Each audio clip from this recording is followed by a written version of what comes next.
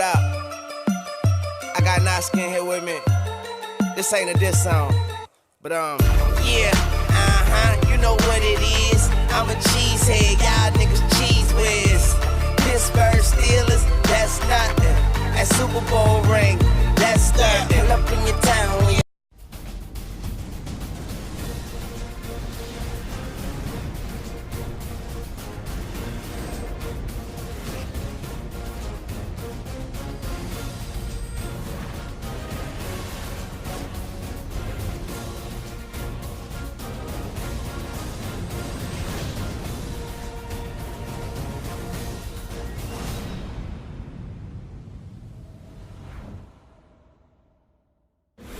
Hello everyone and welcome to the Total Packers 2019 season preview show. I am Larry McCarren. He is John Kuhn, the former Packers All-Pro fullback. And John, are you ready for the start of a new season? Oh, absolutely. So many question marks, so many things to talk about. I can't wait for Thursday. And one of those things to talk about is Aaron Rodgers not playing a single snap of preseason football. Yeah. Big deal or not a big deal, John? I mean, I think very big deal. This is the biggest question mark on our team right now. We have a new offense, Matt LaFleur's play calling. We haven't seen Aaron executing that on the field yet. They both seem to be pretty comfortable with it. I myself am a little nervous, but we'll see how this plays out on Thursday night. Let's hear from the man himself. Here's Aaron on he and the offense being ready for the Chicago Bears. If we go out and we struggle, it has nothing to do with playing meaningless reps in the preseason. I really believe that. It's not, you're not facing a ton of game-like situations in the preseason. Our performance will be based on our preparation this week, our experience, and the way that we execute on the field. John, tell me this.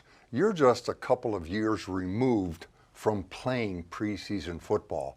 How much of it did you need? Well, I can tell you how much I got. It wasn't your call? No, at the fullback position, you play a half in all 4 preseason games. And honestly, I felt pretty good about that. I needed to get a couple cracks in, hit a couple guys in a live situation before the real bullets were flying in the regular season. Preseason football is a little different. If you screw up, you can kind of laugh about it because it's the preseason. That doesn't happen in the regular season.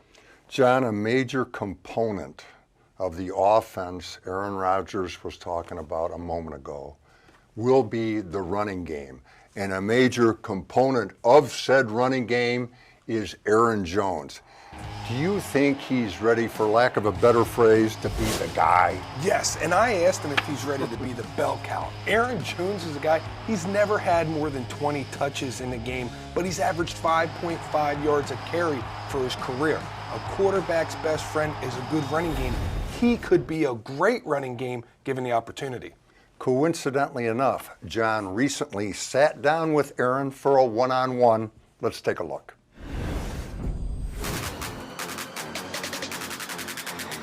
Off goes to Jones. Big hole up the middle to the 40, to the 30. He may go to the house, to the 10, to the 5. High stepping, end zone, touchdown, Packers. Aaron Jones. First play of the game, 80-yard touchdown, Aaron Jones. That was my first taste of Aaron Jones. There's something about you when you break the line of scrimmage, taking it to the next level. The first guy's not bringing you down. What is your mindset? What do you do? How do you freeze these guys? How do you get past them? My mindset is just not to let one person stop me. Most of the time, the offensive lineman and fullback and blocking unit, they do a good job of leaving me one-on-one with the person. I feel like if I get left in a lot of those situations, I'll bet on myself 9 times out of 10. End zone, touchdown, and the Packers aren't going anywhere today. If I said to you 5.5, would you be able to guess what I'm talking about? I definitely will get it too. What is it? Yards per carry. Yes, that's what you've averaged in your first 2 seasons as an NFL running back. 214 carries is the sample size. That's not a small sample size. That's an incredible number to have yards per carry. Do you ever think about what a great achievement that is? Not really. I mean, I have people come to me and tell me, oh, you led the league in yards per carry, and I never just took the time to sit back and like, wow, there's a lot of running backs in the league, and that's a pretty high number. So I am happy with that though. 5.5 is incredible. When you hear a number like that, you can understand why the fans are clamoring for you to get more touches. Is that how you feel? I mean, I feel like I can do a lot of good things with the ball in my hands. I feel like I'm explosive and I'm a playmaker. So I feel like there's big things that are going to happen. I feel like that's the kind of player I am. So I am excited.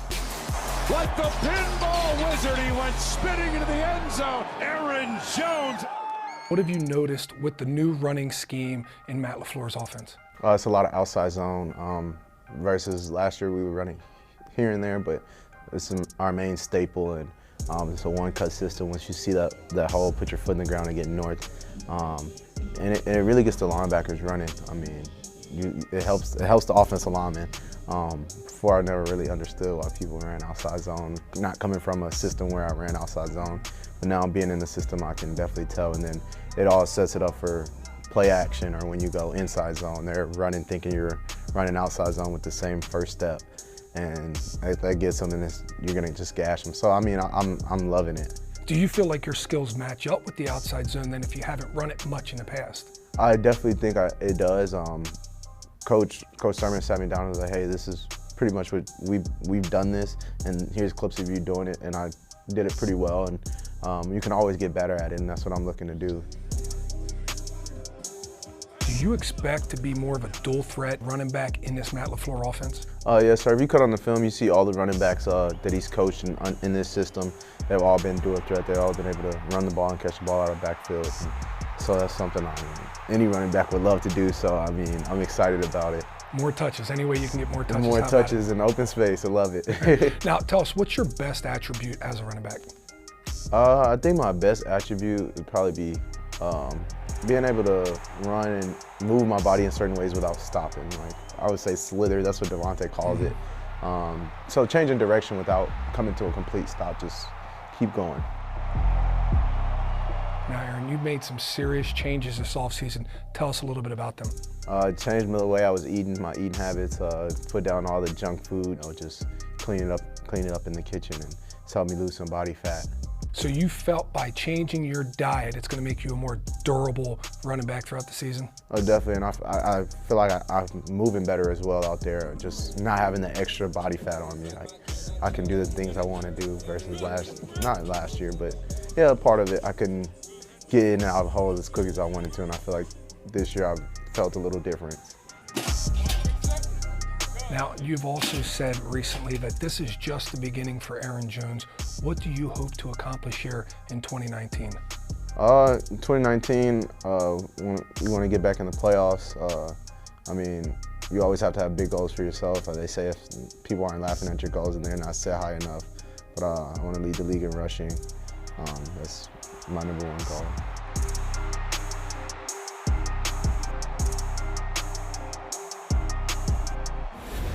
Good young man. And John, Aaron Jones, now from a former offensive lineman's point of view, he's got that stuff as a running back that you can't teach. What do you think? Yeah, you know it just as good as I do. Those guys that can kind of press the line of scrimmage and then boom, they hit it straight downhill. They see the second level as they're running through the first level. That's a key to a good running back, Larry. Speaking of which, John, how would you feel about running behind the offensive line the Packers have put together this season? Oh boy, I really like this offensive line. 6 deep with starters. Elton Jenkins pushed Lane Taylor to the brink during the preseason for that left guard position. And with his ability to go in and play guard and Billy Turner's ability to play tackle, they have a swing man at the 6th spot. They're very versatile and they're deep, 6 deep, and that's a luxury Matt LaFleur is very happy to have. Let's move to the edge. Tight end specifically. Interesting blend of veteran and young fellas, or should I say old and new. I love the blend. I mean, you have your expert receiver in Jimmy Graham, you have your expert in blocking in Mercedes Lewis, and make no mistake, when Mercedes is in there, they're going to run the ball. When Jimmy's in there, they're going to throw the ball. And they'll mix it up a little bit. But then you got Robert Tonyan, the second-year tight end, who really is a jack of all trades, and he's picking a little bit from Jimmy, and he's picking a little bit from Mercedes. He's a guy Matt LaFleur is really excited about, and I can see why. And we saw in the 4th preseason game, Jay Sternberner and what he can do. Exciting room right now with the tight ends. One other thing real quick. We went into training camp not really knowing who the slot receiver will be, that nickel guy. Do we know now? I don't think we know now. But the good news is with our 6 wide receivers, we know who our number 1 is in Devontae. We know who our number 2 is with Marquez Valdez-Scantling. Our number 3 right now, don't be surprised if you see a little bit of everybody. Trevor Davis, to me, is a guy who fits really perfectly in that spot with his explosiveness, and he's had a really great camp. But Jake Kumerow is so dependable to Aaron Rodgers. I wouldn't be surprised if we see a mixture of a lot of different receivers in that position. All right, coming up, Packers defensive coordinator Mike Pettin. Stay with us. Mike, you mentioned the new guys. What will they do for your, shall we call it, a football personality? They're not going to be big rah-rah guys, and we don't need them to be. You know, our identity, I mean, we joke in the room that it's the 2 Fs. We want to be fast and physical.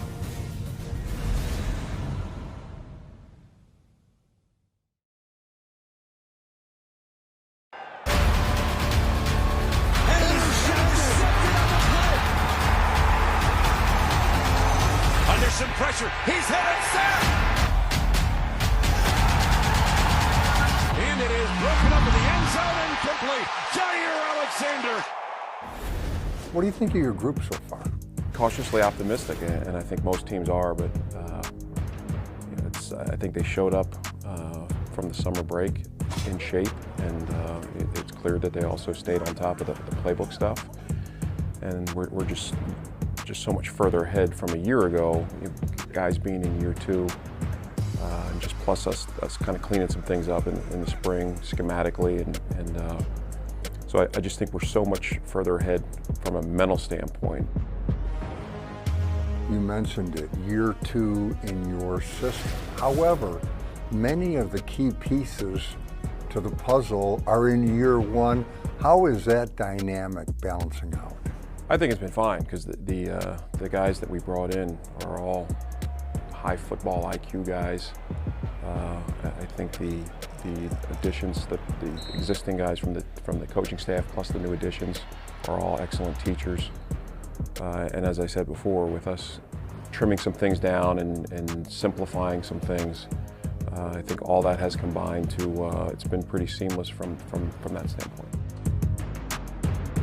Mike, you mentioned the new guys. What will they do for your, shall we call it, a football personality? Attitudes are contagious. What kind of things will they bring to the party attitude-wise? Well, they all play with great effort, and I think that's a big part of it. I'd rather have somebody that you know that walks the walk, and these guys all fit that mold. So you know they're not going to be big rah-rah guys, and we don't need them to be. But you know our goal is to be you know, our identity. I mean, we joke in the room that it's the 2 Fs. We want to be fast and physical, and our guys have really taken that to heart. And the guys that we brought in all exemplify that, and I think that's a tribute to Goody and his staff, that we're very much on the same page in the types of guys we want to bring in. It looks like Montravius Adams is getting more or less the first crack at replacing Mike Daniels in the base defense. What are you seeing for Mon? Mon's a guy, if I had to pick one player as most improved from a year ago, it would be Mon. Made great strides throughout the offseason last year. Even coming out of training camp, I have to admit, and he knows this, that I wasn't real sold. And I think it's a tribute to him and Jerry Montgomery for sure, who's works with him on a daily basis of how he's improved his everything, his work habits, his technique, just the off the field habits. I mean, he made some great strides last year, played some quality minutes for us at the end of the year, and I think that confidence propelled him into the offseason. And then he reported, I don't know, it was 15, 20 pounds lighter in April. Had a really good spring for us, and I'm just excited for him because he is the type of guy that you root for. Mike, What would be a big season for your defense as a whole? What everybody wants, win the Super Bowl. We're in the whatever it takes mode. I don't get caught up in statistics and you know, we want to be this, and we'll look at those as to kind of gauge where we are and maybe some things we need to improve on. But statistically, we want to be the winningest defense in the National Football League. Secondary to that is as we all know, that the main indicator of wins and losses outside of the score is the turnover margin, and that's something that we've really emphasized. I think our guys are doing a really good job. We have a system where how we grade practice, whether or not how ball aware our guys are, whether they're looking to for strip attempts, or quarterback's getting ready to throw, or throwing a hand up in the air to get in passing lane. So I think we've done a much better job. We still have a ways to go, but we want to be that defense that we want to be aggressive. We want to take the ball away. But that just doesn't happen. I mean, that's something that we constantly have to preach, and then we got to go out and practice it.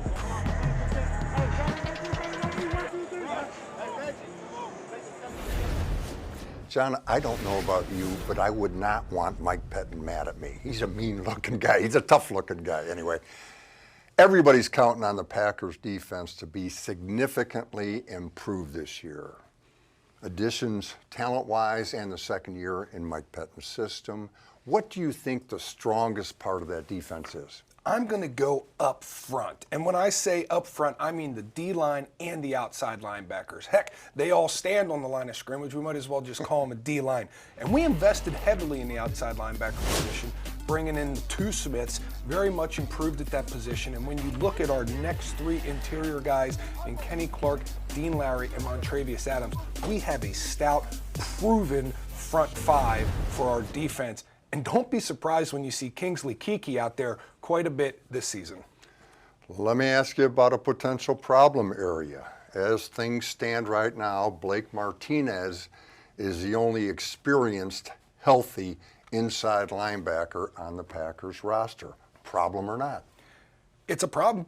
It's a question mark. This position plays 35% of the defensive snaps in Mike Pettin's defense.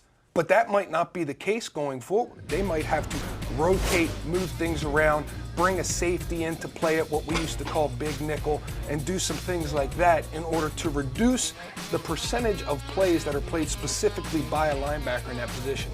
You will have times where you see linebackers like Ty Summers getting in there, and that's going to be when they really think they need a bigger body, a downhill guy to stop the run game.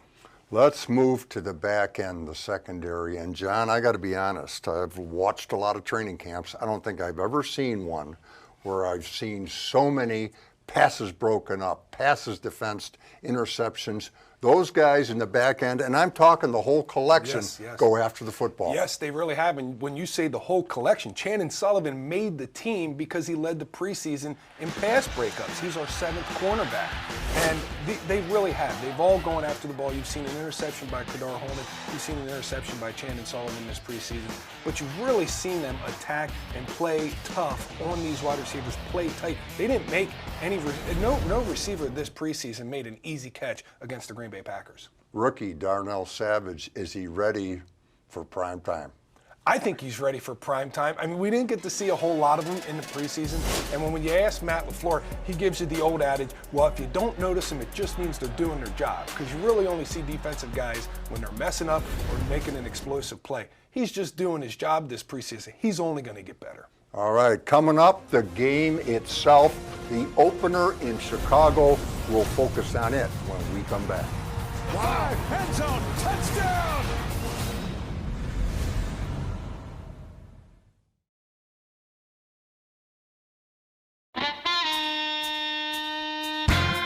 The Windy City awaits. Welcome to Soldier Field in Chicago. The NFL will kick off its 100th season with its oldest rivalry.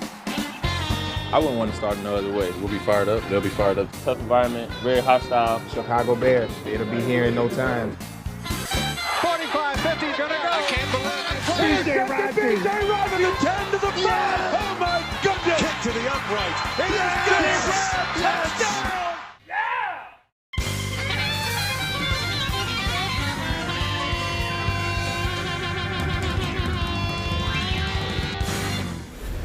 The 199th meeting of the Packers and Bears awaits the NFL and the rest of the football world on Thursday. The Packers lead the all-time series by just 2 games, and talk about a rivalry, just 26 points separate these two teams all time. Here's what Matt LaFleur had to say about opening the season in the Windy City.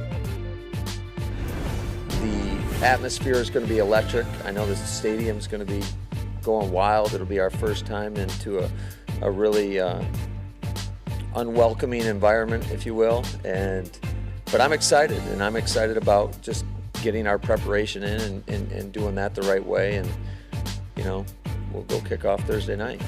It is going to be a happening come Thursday night.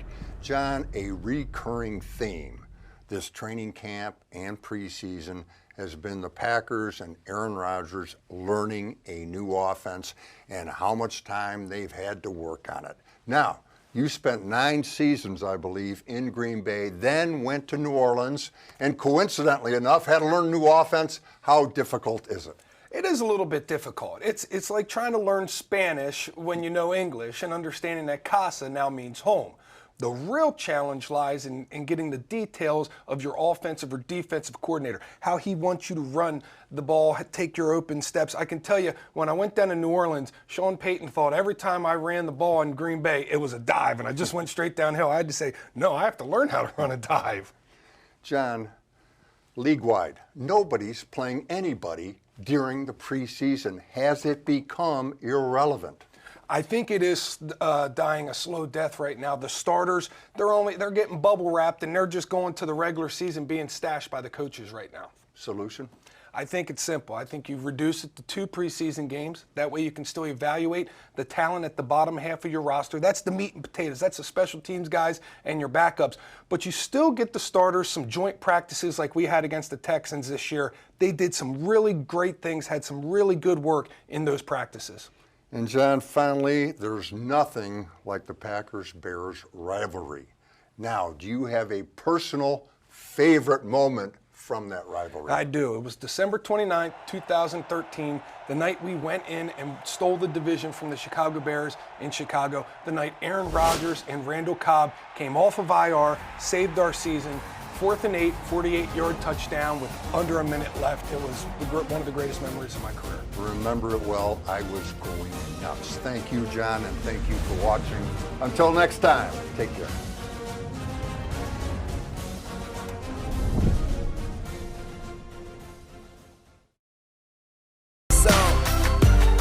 I just love my team. Yeah, that's the team with them big G's on the helmet.